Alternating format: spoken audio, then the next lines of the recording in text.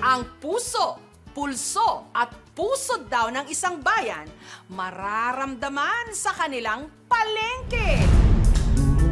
Sa tapat ng Cogon Public Market sa Cagayan de Oro City, si Mary Jane babad na raw sa katitinda ng prutas na ito. Baka pwede mo naman daw bilhin. Chupa-chupa fruit, sir. Huy, ano raw? Ang sarap ng chupa-chupa. Pag ninunguya ko yung chupa-chupa, creamy siya at saka malambot. First time ko po makatikim ng chupa-chupa. Kapag natikman, ayaw mong tigilan. Bago pa kayo maeskandalo, ang inilalako ni Mary Jane ang prutas na ito na pabilog at may makapal na tangkay, kulay brown ang balat at matingkat na kahel o dilaw naman ang laman. Ito raw ang sapote. Hindi nga lang kalasa at kakulay, nung kulay brown na parang tsokolate. Pero ang tawag daw dito ng nakararami rito, medyo bastos. Chupa-chupa fruit, sir. Bakit naman kasi ganon ang tawag nyo sa prutas na ito, Mary Jane? Ang kahulugan ng chupa fruit sa Bisaya, sep-sep. Para raw matikman ang napakatamis nitong katas at laman, kailangan daw itong sipsipin ng sipsipin ng sipsipin. Ang tinda ni Mary Jane nagmula pa raw sa bayan ng Manolo Fortich sa Bukidnon. At para masigurong matamis, si Mary Jane may tip. Kung malambot na siya, hindi na yan matamis, overripe na yan. Iganon mo lang. Yan o, pwede na.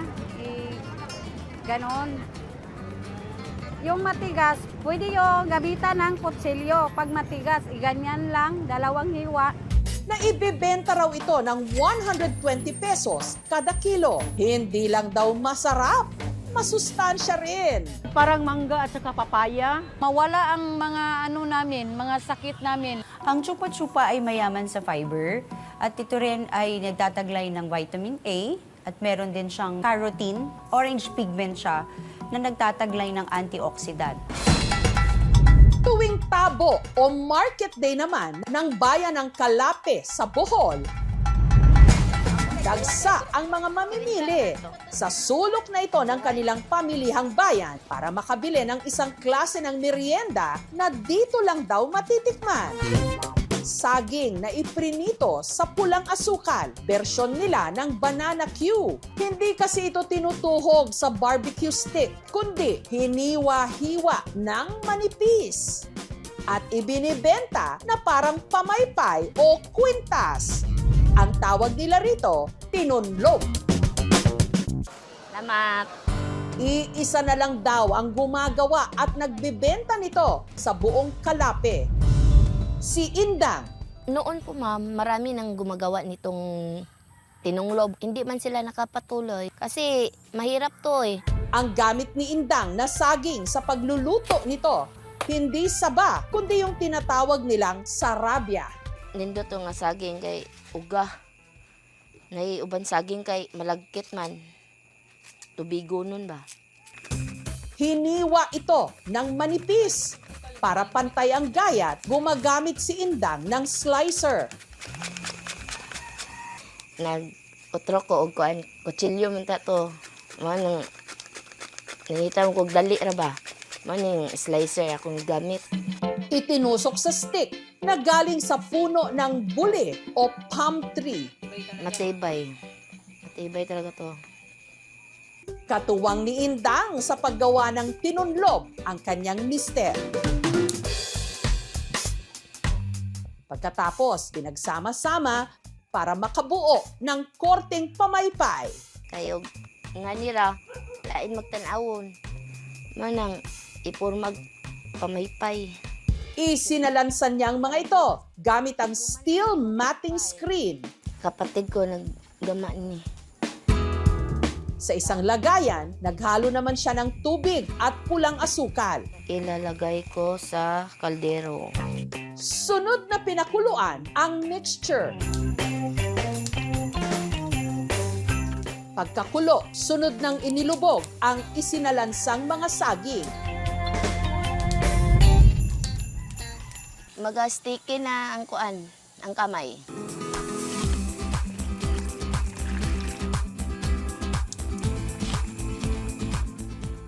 Kailangan tanggalon init pa. Kaya kung na, di din init, matigas na matanggal. Ang tinunlob, 20 pesos kada stick. Mura sa klasag, balanakyo, ang kalahayaan sa kuhan kay humok, ang balanakyo kay crispy. Si Indang, 3 dekada na raw nagluluto nito. Nung bata pa ako, nakatira po ako sa aking mga lolo at lola. Itong negosyo na to, galing pa to sa kanila. Balak ko po ipamana sa anak ko na babae. Dito pa rin sa Bohol, sa bayan naman ng Inabanga, ibinabagsak ang samut-saring lamang dagat, fresh from the sea. Pero sa dinami-rami raw ng mabibili rito, ito ang patok sa mga suki ni Emiliana. Pwede kasing pangmatagalang ulam o sausawan. Mga nakapalangganang bagoong na kung tawagin nila rito, ginamos. Ang ginamos ng mga tiga-Bohol, gawa raw sa isang klase ng dilis na kung tawagin, bulinaw. Kada Merkulis nga adlaw mo kumpra ko na 15 ka taro, 15 ka balde nga na. Ang mga ibinabagsak na supply ng bulinaw, iniimbak muna ni Emilia sa kanilang garahe. Siguro nga dili siya malangawan mo nang gibutang nako sa plastic, sirado na siya. Magdugang tag-asin ani kay kulang og asin siya mo ni atong punan para dili madaot. Mulungtad na siya og dugay, usahang tun sa 2 ka buwan.